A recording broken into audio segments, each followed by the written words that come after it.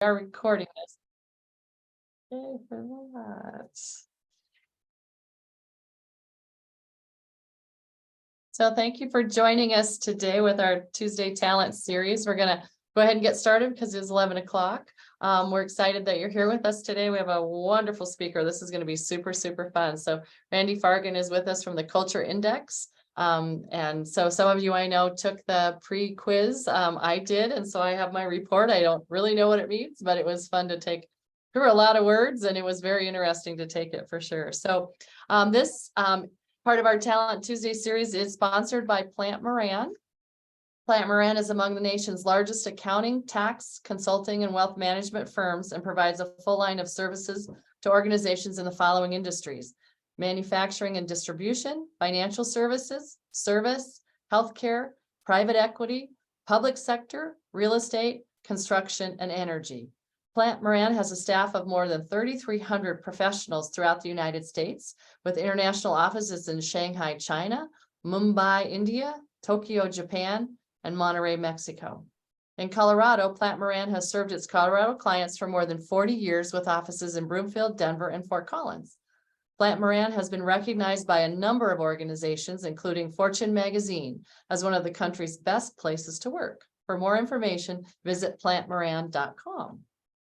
And our speaker today, Randi Fargen, she and I spent some time at a fun little restaurant in Berthoud a few months ago. And as I got to know her better, I'm like, oh, you have to do one of my Tuesday Talent series. So excited to have her today. So managing talent effectively is one of the biggest challenges that organizations face. In order to increase employee engagement, you must understand what drives your employees, their motivations, strengths, and weaknesses. You must create an environment where your team can thrive by getting the right people in the right seats and giving them the tools to be successful. Randi Fargen is a Culture Index executive advisor and business owner in the Northern Colorado area. She just moved into her house this weekend, so she's pretty new to us here. She partners with visionary business owners and leadership teams to help them better understand their human capital by applying analytics instead of instincts. As a result, organizations are able to scale and transform by optimizing their people from the top down. Prior to serving as a Culture Index executive advisor, Randi worked her way through the ranks at a small custom automation company in Charlotte, North Carolina, becoming president in 2019. As an 8-year client of Culture Index, Randi used the program throughout her journey to become a more effective leader, a better communicator, and she mastered the platinum rule: treat everyone the way they need to be treated. Under her leadership, employee engagement and retention skyrocketed, resulting in massive increases to top and bottom line revenue for the company. Now you know why you're listening to this session today. So Randi, I'll let you take it away.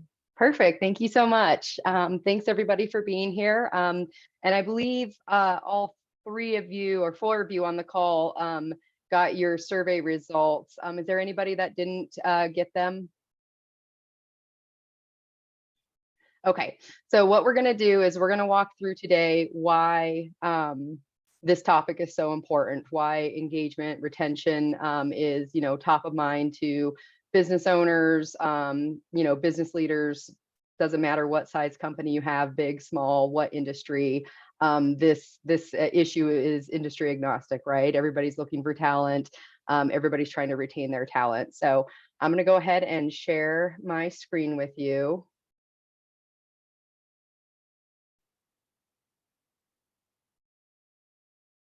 All right, let me know when you guys can see that.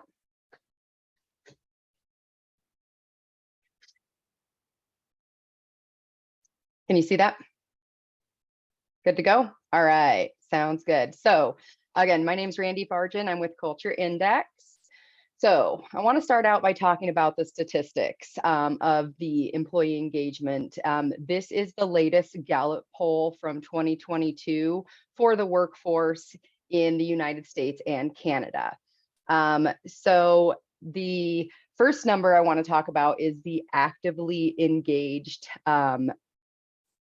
statistic, as far as how many people reported being actively engaged at work. Does anybody on the call have any guesses on what that number is? 34%. Close. Good guess. 32%. So 32% of the population reported being actively engaged at work. So what does that mean? That actively engaged means that they feel challenged, they feel motivated, they feel appreciated, and biggest of all, their strengths align with the roles and responsibilities of their position. So they come to work, they do a great job, they're loving it. So this is where we want our teams to be. Fun little fact, our actively engaged employees are going to be 22% more productive than our other two groups of employees. So, if you think about it, trying to get, at least half of your team actively engaged, your productivity goes up exponentially. So next number, our disengaged employees. Anybody want to take a guess on what that is? All right, 51%. So 51% of employees reported being disengaged. This means that they just show up to work. They just show up for their paycheck. There's nothing exciting about their job. They're not coming in motivated, being, the advocate for your company. And, they show up, they do their job, and they go home. They're not going above and beyond. Most of them are doing just the bare minimum to keep their paycheck and keep their job. So next statistic, I won't make anybody guess because we can do math. This is the scariest one. 17% reported being actively disengaged. So these are the people that are actively working against you at your company. They are the ones that are coming in late, if they show up at all. Their work is poor, and they're really infectious from a negative standpoint for the rest of your team. We call these your workplace terrorists. They come in, they work against you. These people just need to go. If you have somebody in this actively disengaged category, you're better off, parting ways at this point, because they're really, ruining that active engagement for your 32% of your employees. They're really affecting that. And they're helping turn some of that 51% of the disengaged into your actively disengaged. So this means that approximately 7 out of 10 employees dread going to work every day. So from, top level down, looking at it, what is that doing to your organization? What is that doing to your productivity, your culture, the revenue, and your profit? And then, the big thing, what is that doing to your retention? So we're going to go ahead and talk about what that's costing you from a retention standpoint next. Does anybody have any questions on these statistics? All right. So we're going to talk about the cost of turnover. Now, there are numbers all over the place as far as what the true cost of turnover is. If you've ever read the book The Who, they say it's 15 times the person's salary. I think that's a little bit high. So at Culture Index, we use the range of 2.5 to 8 times the person's salary after 1 year. And the list of bullet points is what we include in that calculation. From recruiting costs, training, administrative costs. Big one is the cost of time. How much time did you spend interviewing this person? How much time did you spend onboarding this person? Mentoring them, having your team train them. How much time did you spend in one-on-ones and coaching and reviews and everything else? So nobody really, takes that in-depth look at how much time do we actually spend on this person. And then lastly, the opportunity costs. If they weren't a high producer for you, what did you miss out on if you could have gotten somebody in that, the right person in the right seat to get that productivity up to where you needed? So we're just going to do a quick little math problem here. So an internal facing employee making $50,000 a year is going to cost you a minimum of $125,000 if they leave. So that's assuming internal at that 2.5 times their rate. So moral of the story is this is way too expensive to get wrong. So the big question, though, is how do we keep employees engaged? So that's the question of the hour. At Culture Index, we break that down into 3 different categories. So first is job alignment. We need to make sure we're getting the right people in the right seats. We need to make sure that their strengths play to their role and we're not managing to their weaknesses. The second is we need to look at the team design. We need to make sure that there's a balance with the team's strengths and their shortcomings. Human nature is we hire people like ourselves because we have similar communication styles. We like the person, we get along with them, we hit it off, and next thing you know, you have a bunch of people with the same skill set on the team. Well, everybody on this call knows that there are multiple different facets to the organization that require different skill sets. So you have to have all of those skill sets covered. But if you have a bunch of people just like you on the team, somebody's going to have to be doing something very uncomfortable every day to make sure that everything's covered within that organization. So third thing that we focus on is education. We need to have a fundamental understanding of the behaviors of the team. And this includes, how do we communicate, manage, and motivate each of those individuals the way they need? That's where that platinum rule comes in. So how do we collect all this information? Well, we use applied behavioral analytics. So this is a field that's not new. It's been around since the 50s. I'm sure everybody on the call has heard of the DISC profile. That was the original, that's kind of the godfather of the assessments. And so DISC was first. And then, now there's hundreds of these surveys and these assessments out on the market. And so, just understanding what each of them provides and how it's applicable to your organization is very important. So using applied behavioral analytics with Culture Index, we kind of have a two-phase approach where we do data collection.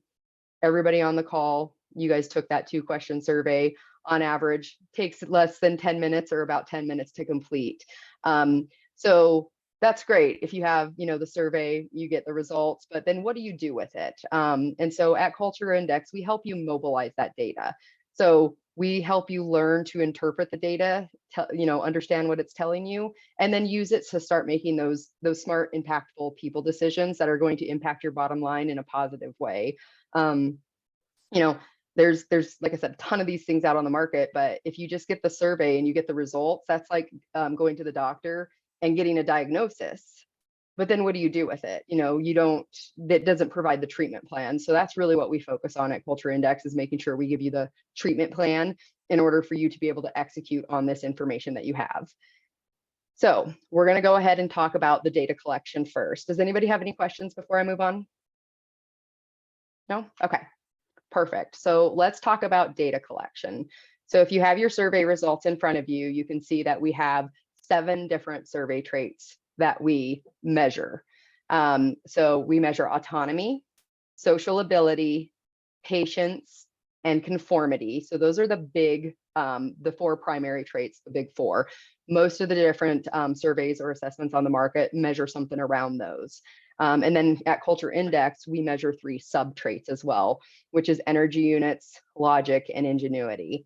And so those sub-traits affect the way that those primary traits act. So given our time constraint, I'm only going to focus on the 4 primary traits, but I'm more than happy to sit down with each of you on an individual call to go over the rest of that information and go over your surveys individually if you would like. So we're going to go ahead and talk about the 2 graphs. So each of you have 2 graphs on your survey, or sorry, on your page. So the top one is labeled survey traits. So what this is think about that as your personality thumbprint. This is how you are hardwired. So once again, this field of applied behavioral analytics, it's not new. It's been around for 70 years now.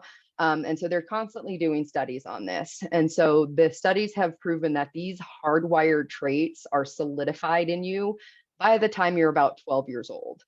Doesn't mean that you don't grow and become a better version of yourself and learn things and experience things, but these hardwired traits, they're solid there. So that's that top graph. So at Culture Index, we measure not only how you're hardwired, but we measure those 7 traits again, and that's called the job behaviors. So that is a snapshot in time, and that is showing how you're modifying your natural wiring to perform your job. Now those job behaviors, those will change every time you take the survey, because anything external going on within your role is going to affect the way that you're having to modify your behaviors. So if you have a role change, if you have a management change, if you have, end of the month and, you're trying to get a bunch of contracts done, anything external going on is going to change the way that you're modifying at that point. And so we use that with our clients to make sure that we're keeping our finger on the pulse of what's going on and how our teams are modifying their behaviors over time. So remember, that bottom one is just a snapshot. It's just one data point. We want to get multiple data points to understand if there's consistent modifications that our teams are doing that we need to address, or if it's, a specific situation that is causing those modifications. So again, top graph, how you're hardwired, bottom graph, how you're modifying that hardwiring to perform your job. Does anybody have any questions on that? Okay, so that's the data that we are able to collect. So we want to go ahead and run through quickly the interpreting of the data. So like I said, we're going to focus on those 4 primary traits. So we're going to go through the A, the B, the C, and the D. And if you notice on all of your graphs, there's a red arrow, and that's going to be in varying locations on everybody's graph. That's the center line of a bell curve. And so if your trait falls to the right of that red arrow, it's called a high trait. If it falls to the left of that arrow, it's called a low trait. Low isn't good, high isn't bad. It's just where it falls in relation to the 50th percentile. So we're going to start with that A trait now, and we call this reading the dots. So we'll start with any of your A traits that fall to the right of the arrow. We're going to start with that. We call those the high A's.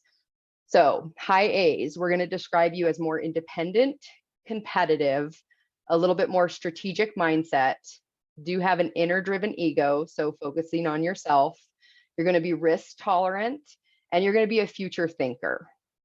So these are the people within the organization that we call the gas. So these are the ones that are the catalysts for growth and change. These are the ones that are okay pushing the envelope a little bit. These are the ones okay with having higher plans, less detail, and moving forward. So other side of that arrow is our low A's. So they're going to be more collaborative and more team players. They're going to follow the vision of the high A's. They're going to be tactical in nature. They're going to be more risk adverse, and they're going to be present thinkers. So they're going to be the people actually executing the plan. So if you think about that from an organizational standpoint, you need more lower A's in your organization than you need high A's, because if you have a bunch of high A's, you're going to have great plans for growth. You're just not going to have enough execution on that. So that's where we'll talk about in the, here in a while, the team design. But you need both of those, definitely need both of those within your organization, depending on what your strategic goals are. But you need to make sure you have, it's not an equal balance, but it is a balance of those. Anybody have questions on our red dot, our autonomy dot? Okay. So next is the B dot, which is the social ability dot. So again, we're going to start with the high B's, which is right of the arrow. So high B's, these are your relationship builders. They focus on relationships. They're going to be more outgoing. They're going to be very charismatic. They're going to be talkative. The higher the B, the more they talk.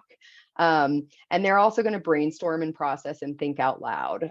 So if any of you have anybody on your team, or you do it yourself, where, whenever you're thinking, you're talking through it, you're you're a high B. And so I do it all the time. I'm a high B myself. And so I work from home by myself. So I have conversations with my dogs every single day, because I think better whenever I can talk it through.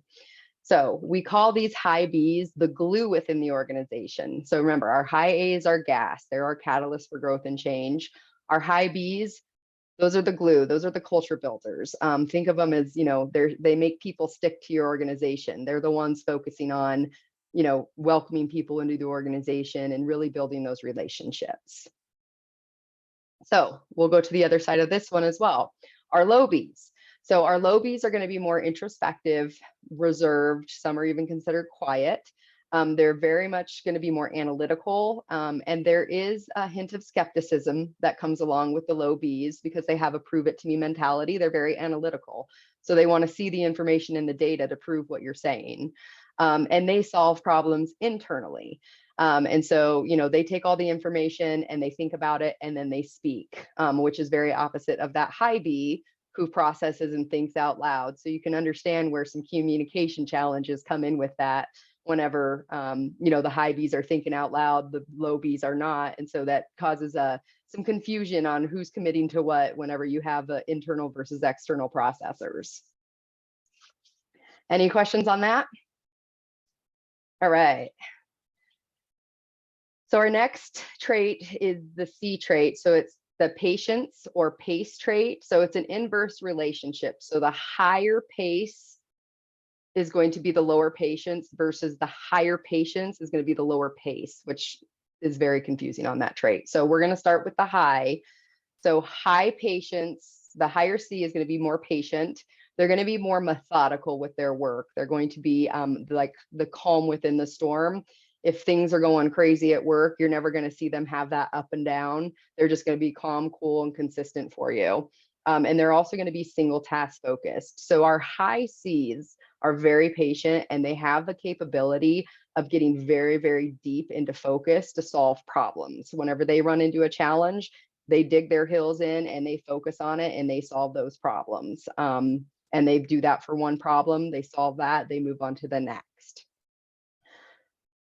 So, oh, that's the wrong arrow. There we go. So then our low C's, our lower patience people, we do call them impatient to varying degrees. These are your people that they walk fast, they talk fast, they just have a high sense of urgency to them. And they're also very good at multitasking.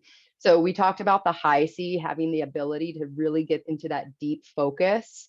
The low C doesn't have that ability. The way that their brains work and process is they need to be able to focus on something. If they run into a problem, instead of diving deep into it like our high C's, our low C's go over here and they work on something else. And so their focus is elsewhere. Subconsciously, they're still solving that other problem. So then they'll all of a sudden a light bulb will go off and say, solved it. So they'll go back over here, they'll finish this problem, and then they'll jump back over here and keep working. So from a high C perspective, that looks very disorganized and that looks very chaotic because they're bouncing from one thing to the next. And so the high C's are like, why can't you just sit down and focus? Well, it's not the way their brain works. And so the high C's, like I said, it's a very, very awesome thing to be able to dig into the data and just solve your problems and look at that one thing. But the low C's don't have the capability to do that. They need to bounce around. They need to have that variety so their subconscious can solve their problems. Very different work styles. Again, communication styles are very different. So you guys can see how, understanding the people of, what that work style is. It might look like chaos to you, but to them, it's just more efficient. So everybody's a little bit different. Is there any questions on that? Okay. So our final dot that we're going to talk about is the D, that's the conformity trait. So to the right of the arrow, these are our high conformists. So we would call them the rule followers. They have a right and a wrong mentality. There's a right way to do things and a wrong way to do things, and they will always do the right thing. To them, knowledge equals power. These are the people that love to learn. The more they can understand about something, the better. And they have very precise and accurate work, and they mitigate the risk within your organization. So the high A was the gas. The high B was the glue, the high D, this is the brake within your organization. So they are the ones that, keep the car on the road and make sure that the quality of work that you're executing is high quality. And so they balance out that high A. So the other side of that coin is our low conformists. So these guys are going to be your rule breakers. Now, we don't measure morals, so to what degree they're willing to break the rules, we don't know. Those are interview questions for you. But they do think outside of the box and they challenge that status quo. And so they don't like being in that minutia. So their attention to detail, it's a learned trait and they can do it. They just don't prefer to do it. Where the high Ds love getting into the details, they are very accurate, precise. They make sure all the T's are crossed, the I's are dotted. The low Ds, they don't do that. They kind of play by the rules of horseshoes. Close enough is good enough, and they move on. And they're a lot more risk tolerant. And so the high D mitigates the risk. The low D, they're okay taking that risk and moving on. And we would consider them more of generalists instead of that precise and accurate. Anybody have any questions on that trait? Okay, perfect. So like I said, those are the 4 bigs. We're going to move on and talk about the job alignment. So job alignment is really important because everybody has a different strength and everybody has things that they're just not great at and they generally don't like doing. And so whenever your alignment is there and you feel like you're working to your strengths, you're going to be a lot more engaged. You're going to be a lot more productive. You're going to be a lot happier. So we're going to talk about this. So we're going for the bullseye here. So the outer ring in the red is that's where you're not good at it and you don't like doing it. So that's where disengagement lives. Then you move in one ring, you're good at it, but you don't like doing it. So that's still disengagement because, there's many things that people are, doing that they're good at and they're successful at it, but it's just, they don't want to be doing that. So again, how long are you going to be, giving your 100% if you just don't like doing this? So we want to be, you're good at it and you like doing it. That's what we call job alignment. So the goal is, how do we get there? So we're going to do a quick case study on some different actual client graphs that I have. I've taken the names off of them. But this is one of my clients that we just we did the workshop 2 weeks ago. And so she's a director level within their organization. Her survey traits compared to her job behaviors. So if you can see, all of her dots line up on the right side of the arrows. There's a little bit of transforming in there where the dots are moving away from the arrow or closer to the arrow a little bit, but overall, she's in pretty good alignment. So she loves her job. She's great at her job. She loves coming to work. This is what we call one of your culture advocates and one of your recruiters, for your company, whenever they come to work and they're just loving what they do. Mind you, this is a snapshot in time. We want to make sure that we're collecting data over time to make sure that this isn't just, something that was going on today and then 3 months down the line, it's completely different. But how we're sitting in this situation right now, great alignment. She's working to her strengths. She's not spending her mental energy trying to modify herself to do something that she's not comfortable with. So this is also a person within their organization. And this person is a very technical driven person, very analytical, very detail focused. Look what they're doing to this person. How comfortable do you think that person is at work every day? No. I actually want everybody to do a quick exercise for me. If you can just grab a pen and a piece of paper real quick, just going to take us 30 seconds. All right, I'm going to give you 10 seconds. I want you to write your first name as many times as you can in 10 seconds. Are you ready? Go.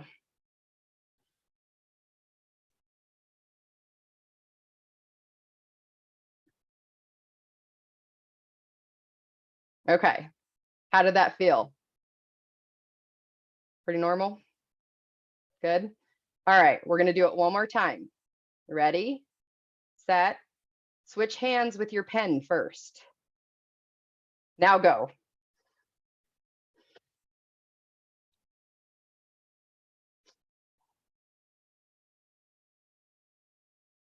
All right.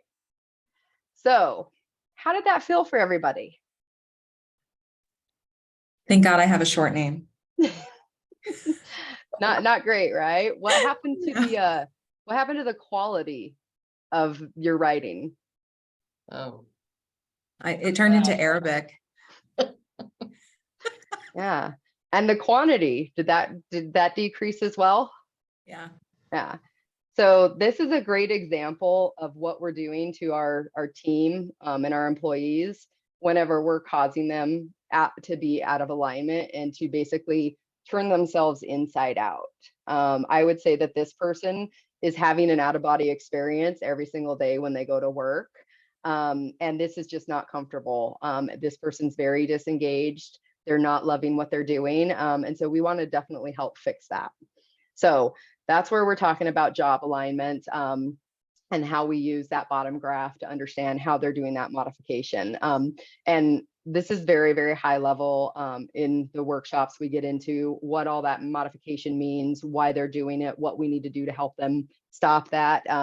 But just wanted to show you guys the difference between the actively engaged versus this disengaged person. Any questions? All right. So next, I want to talk about team design. So we've gone through this a little bit, but you have to have a balanced team in order to align each member with their strengths within their role. So like I said, human nature is to hire people just like ourselves. So, somebody on the team is going to have to do something that's very uncomfortable for them.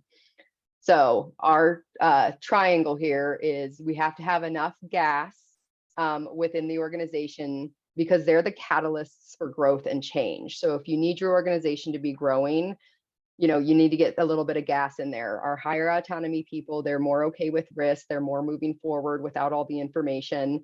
And, you know, they really putting them in places, whether it's a department, whether it's, you know, in the C-suite of your organization in order to, you know, create that catalyst is very important.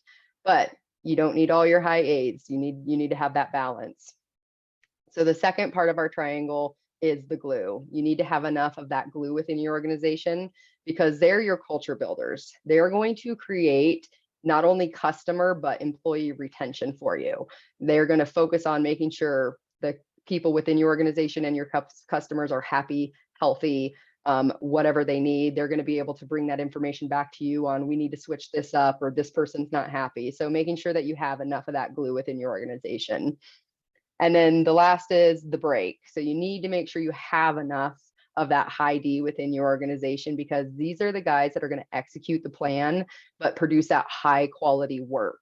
So if you have too much gas and not enough break or not enough glue, you know, you're going to be off balanced. And so we're going to look at another case study real quick of two different teams that were out of balance. So this first one, anybody notice anything about all of these profiles?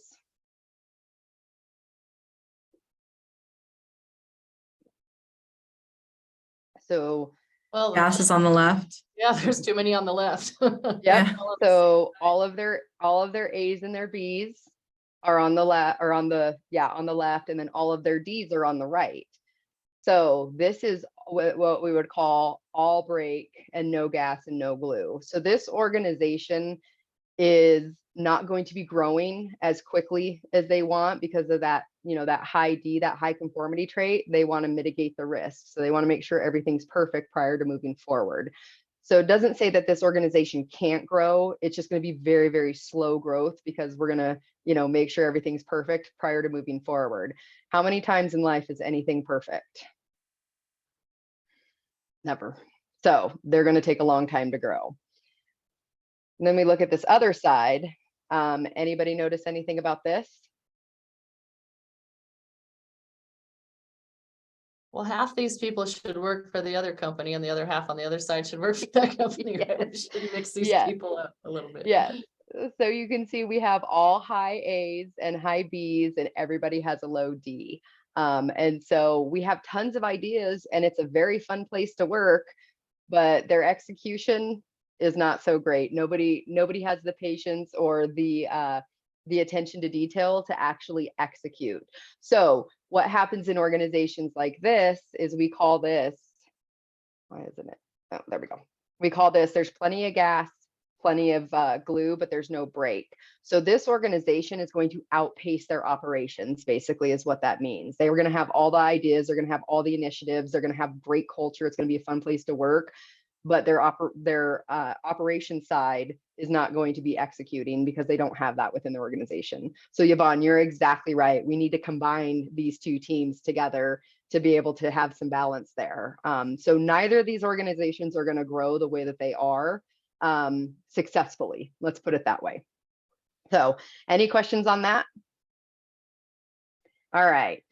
Third, we want to talk about is the education and understanding. And so why is this so important to have that fundamental understanding of not only yourself, but everybody else on your team? So in the culture index world, we have 19 different typified patterns. The reason we have 19 patterns is that those survey results that you guys have, we call them the dots, they can show up in over 600,000 different combinations. So that's data, but it's not helpful data for anybody to have 600,000 choices. So what they've done is that they've created different categories for these profiles. And so they've put them into different, there's subcategories within main categories. And so we're going to go through just high level on each of them. Basically, a little more than 5% of the population falls into each of these different patterns. And so if you think about it, you see the world differently, like through a different prism than 95% of the population. So you have to assume when you're talking to somebody that what you're saying, they're interpreting differently. And so a good example is, I want everybody on the call here to answer, what's the first thought that pops into your brain when I say the word orange? An orange. Okay. Fruit. The fruit. Me too, the fruit. The fruit. Okay. So I've gotten everywhere from, the color to the fruit to the Broncos. There was a person that worked at a jail at one of my talks, and they said a jumpsuit.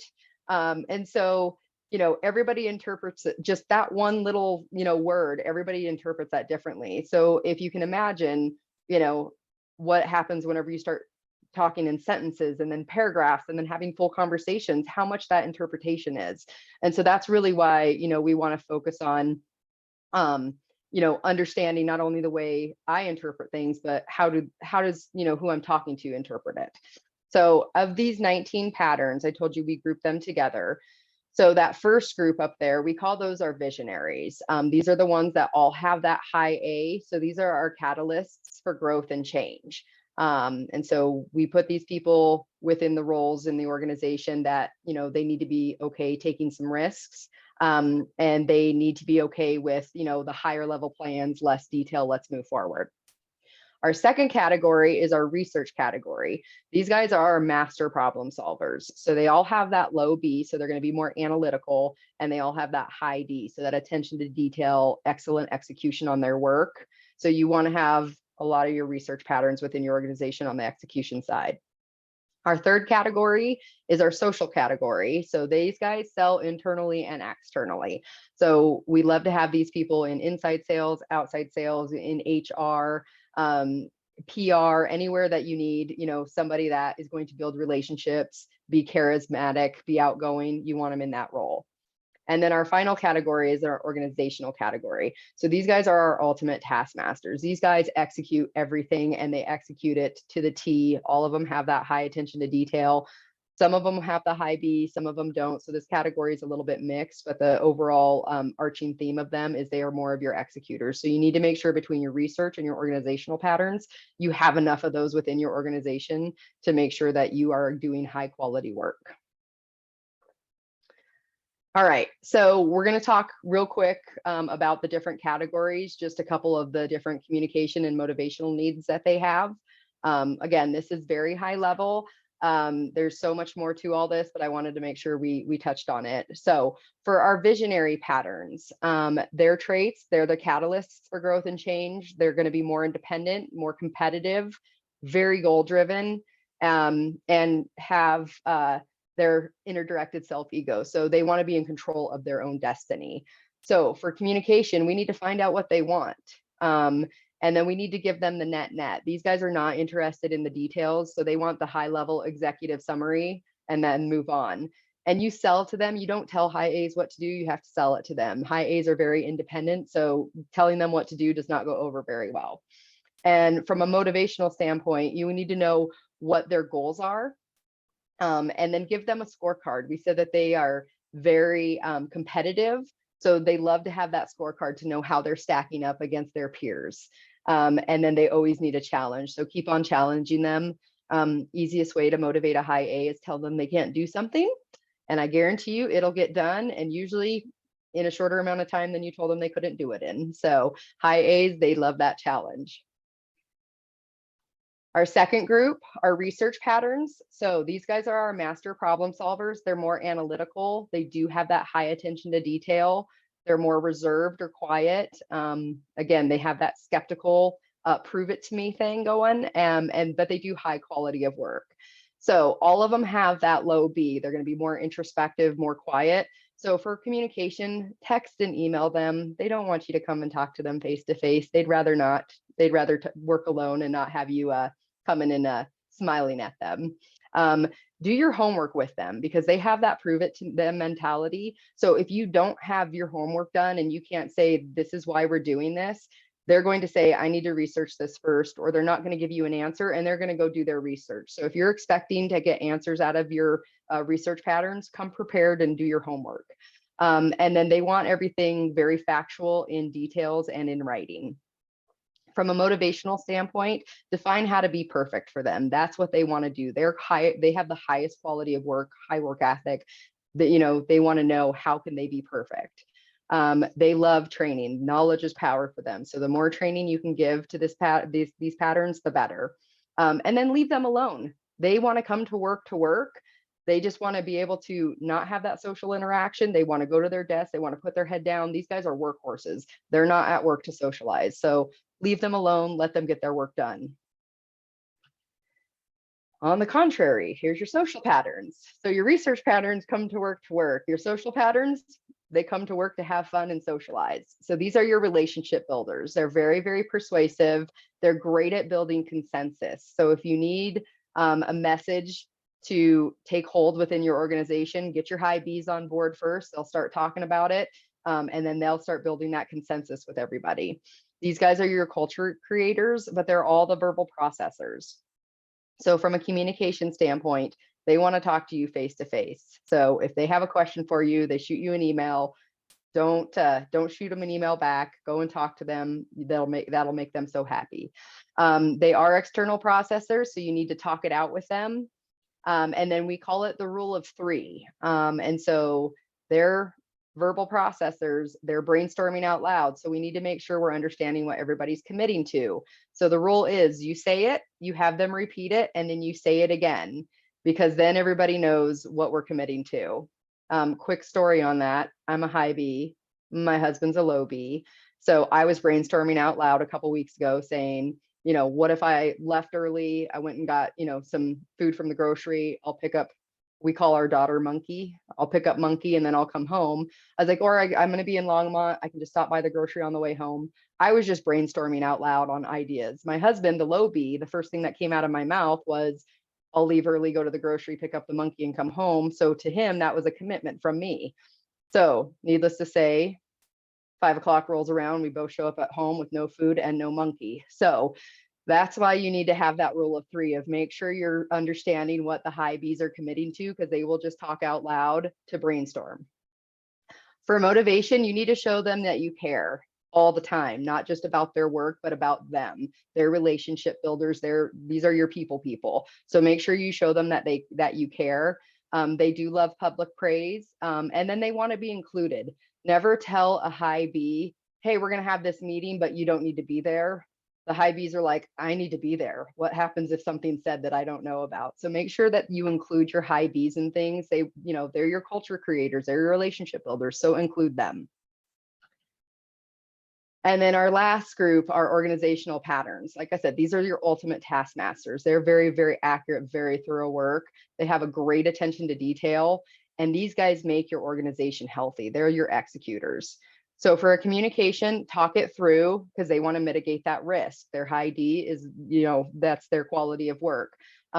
Make sure you ask, what did I leave out? Because whenever you have these organizational patterns, they will take it as I was supposed to understand everything that you said. So whenever you say, do you have any questions? They're going to say no, because they're going to be like, they obviously told me this. Why didn't I get it? That's not the case. So take the risk off of that. Ask, what did I leave out? So you can prompt them asking those questions, and then make sure you have a Q&A with them. For motivation, we need clear direction. We want knowledge and processes, and then prioritize checklists. This group is the nicest group, the most helpful group you'll ever find. So what happens whenever they don't have those prioritized checklists is somebody's going to come up and say, hey, can you help me out with this? They'll drop everything and say, yes, absolutely, I'll help you. Well, then somebody else is going to come up and say, hey, I need some help too. Can you help me? So they're going to drop what they're doing and help this next person. They're so helpful that they were overwhelmed themselves trying to help everybody. So we need to make sure that we take that responsibility of them saying no off of them and say, hey, I have it on my checklist, I'll get to it, and make sure that they understand that they can stick to that checklist and stop dealing with all the interruptions of everybody coming and asking them to do things. And then final thing is remove the risk for them. All right, so in summary, we focus on those three things at Culture Index. We want to make sure first we have job alignment. If we're not focusing on the job alignment, we're not treating the root cause of the problem. So we need to make sure that we start there. Do we have the right people in the right seats? Next, focus on our team design. Do we have a nice, well-rounded team? And that's not just organizational wide, it's sub-teams as well. You need to make sure that all your sub-teams within the organization have a good balance as well. And then the third is that education and that platinum role, really understanding where people are coming from, where you're, having that self-awareness of this is how I communicate, this is how I make decisions, this is how I work, and this is how it lands on other people. And then make sure you're practicing that platinum role is treat them the way they need to be treated, because everybody needs to be treated differently. And you really need to understand what their needs are. So that's the end of the presentation. I wanted to give us, 5 or 10 minutes afterwards for any questions, or, if anybody wants me to go through their surveys.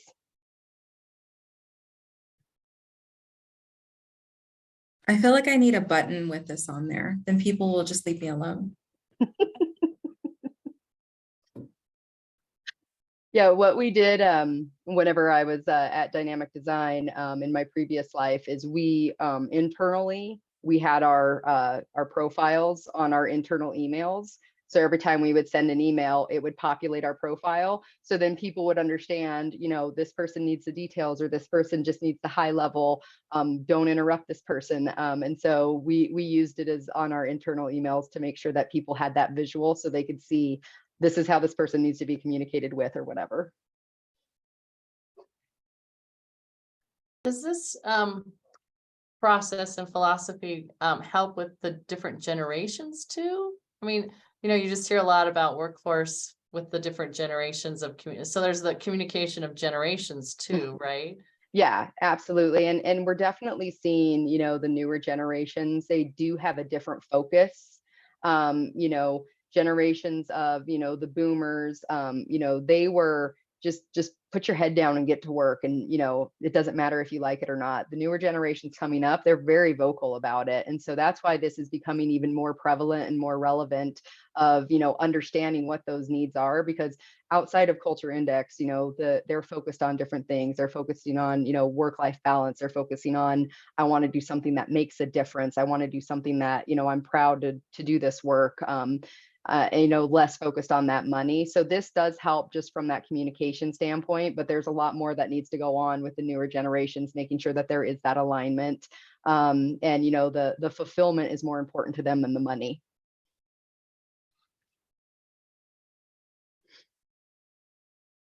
And I was thinking over time, I mean, if you sign up for this, then like you did it for 8 years in your company before. So do you survey annually or? Yeah, so what we do is we recommend surveying every 3 to 6 months. And so that way we can understand, based on, different roles and responsibilities or different projects, how the team's reacting to that. We recommend anytime you add a new team member, change a management member, anything, you resurvey 3 months after that, because that's definitely going to affect the way that that your team functions. And we use this, with Culture Index, we say it's 10% of it we use for hiring, because there is a hiring tool in there where you build a profile for a role instead of a person. And then whenever you have applicants coming in, you have them take the survey and it'll percent stack rank them against fit for the role. Basically giving you a statistical probability that this person's strengths align with the role. That's 10% of it. The other 90% of the program is, the in-house management program of, we have these people, how do we keep them engaged? How do we communicate with them more effectively? How do we give them the tools to be successful? And so that's why we educate. It's just not me coming in and, being a survey monkey and, telling people this, that, and the other and interpreting this. We teach our clients how to interpret that data and then what it all means, what those movements mean and what we need to do about it. So we monitor that, saying, okay, this person, we're going to change our management style to this.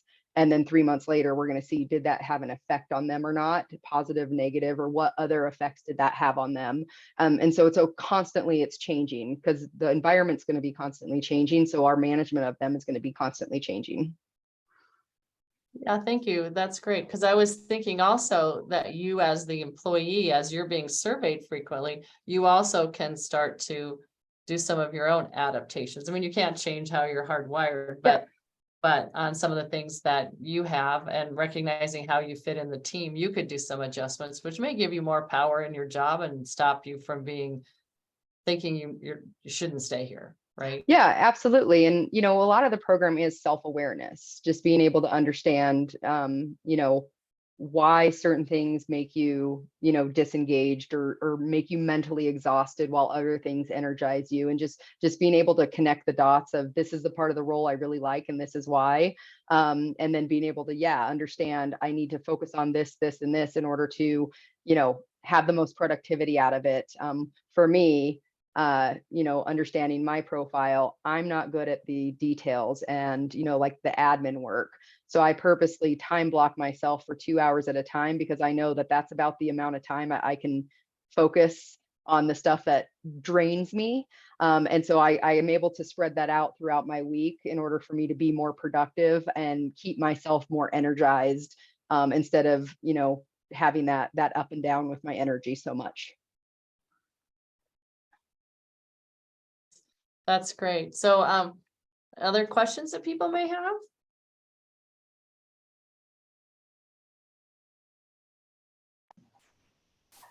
Well, Yeah, I'm great. wondering if we want to do this with our team, what does it cost to do these surveys with each team member? So I offer a free team diagnostic for anybody, and up to 30 people on your team. And what it is I set up a private portal for you, and we'll send out a link similar to the link that you guys use to take this survey. We'll send out a separate one that's private to your company. And then you just have your team take it. And then I schedule between 60 to 90 minutes with you. I'll come sit down with you and we'll talk one-on-one on here's what the data is saying on your team. Here's, you know, some of the suggestions we have.